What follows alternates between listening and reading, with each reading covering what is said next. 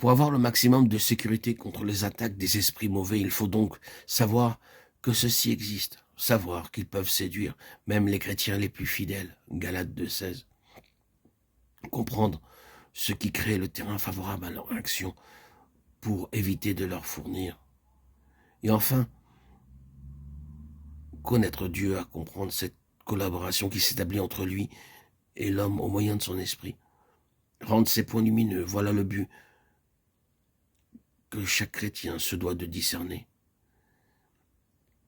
Et bien se souvenir des interprétations fautives de la parole de Dieu, des interprétations erronées que l'homme peut avoir.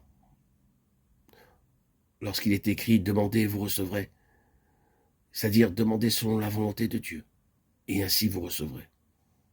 Et non demandez quoi que ce soit et vous le recevrez. Car ceci conduit le chrétien à s'abandonner à tout courant de prière intelligente ou non, sans rechercher la volonté de leur Père, la volonté de Dieu. C'est Dieu qui opère en vous la volonté et l'exécution. La volonté et l'exécution humaine. L'homme doit vouloir et doit agir. Et l'interprétation erronée que l'homme peut avoir, c'est Dieu veut à la place de l'homme et agit à sa place. Il y a de nombreuses interprétations à laquelle il faut être vigilant et ne pas tomber. Telle que l'interprétation erronée, il m'a conduit dans toute la vérité. Il vous conduira dans toute la vérité. C'est-à-dire que l'Esprit de Dieu nous conduira, mais nous devons voir comment et quand.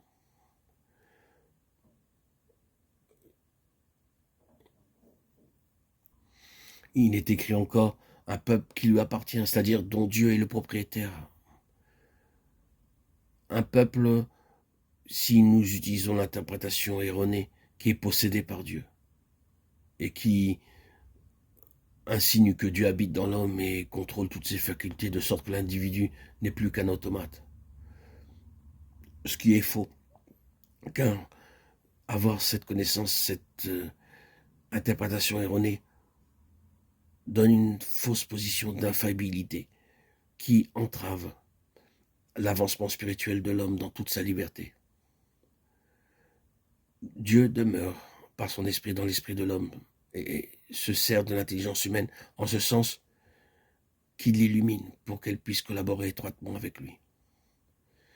Il ne faut pas voir cette interprétation erronée que l'instrument est inerte, sans volonté propre, aveuglement soumis que Dieu emploie,